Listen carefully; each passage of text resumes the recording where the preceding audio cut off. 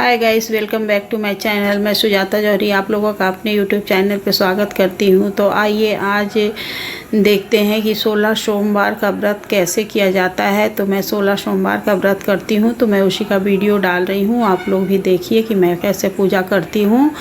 तो 16 सोमवार का व्रत करने के लिए मैं दिन भर व्रत रहती हूँ। फिर शाम के टाइम में दिन में एक बार चाय पानी पी लेती हूँ। उसके बाद से फिर शाम को प्रदोष काल में पूजा करने के लिए बैठती हूँ। सारी तैयारी मैं करके ये पूजा करने के लिए बैठ गई। पहले एक चौकी लगाई। चौकी लगाने के बाद से उस पर एक पीला कपड़ा बिछा देना है या लाल कपड़ा, जो भी आपके पास हो बिछा लीजिए।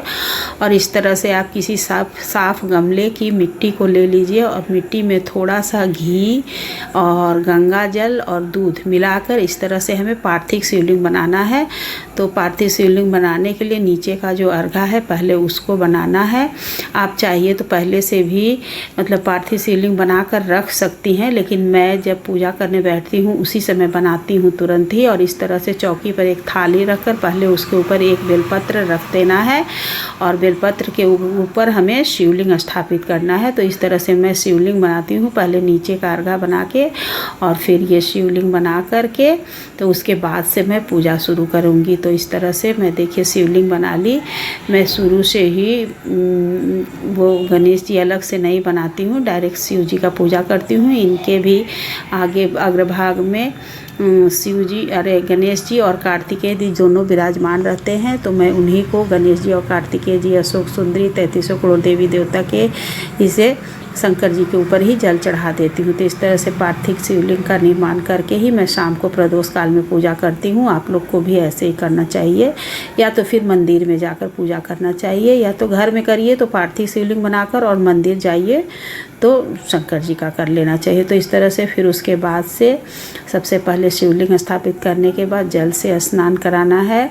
जल से श्री शिवाय नमस्तुभ्यम या तो ओम नमः शिवाय, जो भी आप 50 मन 68 मन जो भी आप बोलती हो, मैं तो श्री शिवाय नमस्तुभ्यम बोलती हूँ। उसके बाद हमें दूध पंचामृत से स्नान कराना है।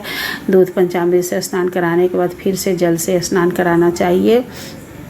उसके बाद से हमें चंदन लगाना है। आप चाहे तो चंदन, रोड़ी, अबीर, गुलाल सब चीज़ लगा सकते हैं।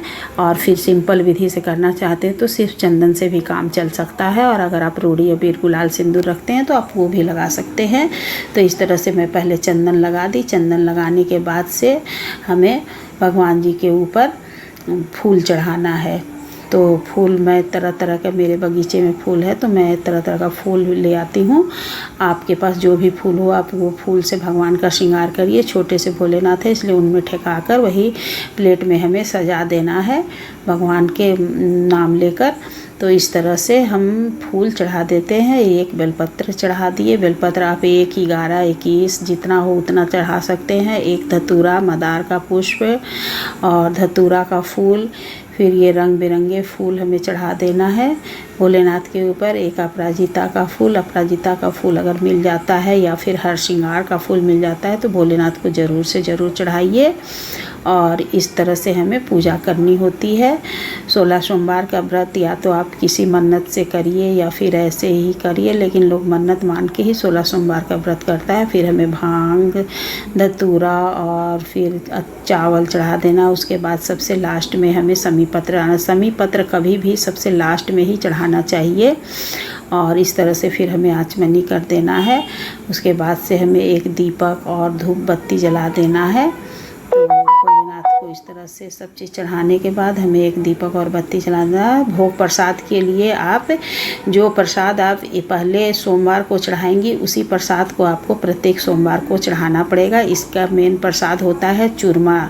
चूरमा या तो आप आटे का चूरमा बनाकर, चूरन बनाकर चढ़ाइए, या तो फिर आटे की बाटी सेक कर उसमें गुड़ घी मिलाकर उसे मीस लेना चाहिए। और फिर इस तरह से गोल गोल लड्डू टाइप का 3 भाग में बांटना चाहिए, तीनों बराबर, जिसमें कि एक भाग भाग गाय के लिए, 1 भाग भगवान के लिए और प्रसाद के रूप में, और इसमें से 3 भाग में से 1 भाग में प्रसाद बांट देना है, एक गौ माता को खिला देना है और 1 को अपने खाना है। यही खाकर हमें व्रत तोड़ना होता है। उसके बाद से हमें प्रसाद चढ़ाकर फिर हाथ में अक्षत फूल लेकर हमें भगवान को आमंत्रित कर लेना है और फिर पूजा। ये तो काम हमें सबसे पहले ही कर लेना है कि जैसे ही आप पूजा करने बैठिए तो हाथ में अक्षत फूल लेकर अपना नाम गोत्र बोलकर भगवान को आमंत्रित करिए और फिर पूजा शुरू करिए। तो उसके बाद से ये सारा पूजा करने के बाद धूप दीप फल प्रसाद चढ़ाने के बाद से हमें 16 सोमवार व्रत की किताब को पढ़ना है। दक्षिणा स्वरूप भी हमें कुछ चढ़ा देना है, जो कि बाद में किसी ब्राह्मण को दान कर देना है। फिर हमें किताब पढ़ लेना है 16 सोमवार का व्रत, और फिर उसके बाद से हमें व्रत पूरा होने के बाद हमें आरती करना है। आरती करने के बाद हमें भगवान जी को क्षमा प्रार्थना करना है। क्षमा प्रार्थना करके फिर हमें भजन करना होता है, या आप भजन करती हैं तो करिए, नहीं करती हैं तो कोई दिक्कत नहीं है। इस तरह से मैं आरती करने के बाद, प्रणाम करने के बाद फिर बैठकर 5 ठो भजन गाती हूँ भगवान जी का। उसके बाद तब फिर मैं उठकर जाती हूँ। तो आप लोग भी इसी तरह से करिएगा, और प्लीज़ जो मेरे चैनल को देख रहे होंगे वो लाइक एवं सब्सक्राइब कर दिएगा। आगे के वीडियो में मैं उद्यापन का भी वीडियो बनाकर डालूँगी। अभी उद्यापन का वीडियो नहीं बनाई हूँ। 16 सोमवार का व्रत हमारा आज 11 सोमवार व्रत पूरा हुआ है। और ये 2 जगह प्रसाद आपको दिख रहा होगा, तो 2 जगह प्रसाद मैं और मेरी बहू दोनों लोग व्रत रहते हैं, इसलिए 2 जगह प्रसाद है। दोनों लोग एक ही शिवलिंग बनाकर दोनों लोग बैठ के पूजा करते हैं। तो इस तरह से हमें 16 सोमवार का व्रत करना होता है, और 17वें सोमवार में हमें उद्यापन करना होता है। तो 17वें सोमवार के दिन भी यही चूरमा बनाकर और 16 जोड़े को खिलाया जाता है। प्रसाद खिलाइए, या तो फिर आप पूड़ी पकवान जो भी बनाकर खिला सकती हैं। तो उस दिन भी इस तरह से पूजा करके हवन करके उसके बाद से हमें 16 जोड़े को खिलाना है। और अगर आप 16 जोड़े को खिलाने में सामर्थ्य नहीं है तो आप 16 जगह प्रसाद 16 घर में जोड़े को बांट दें।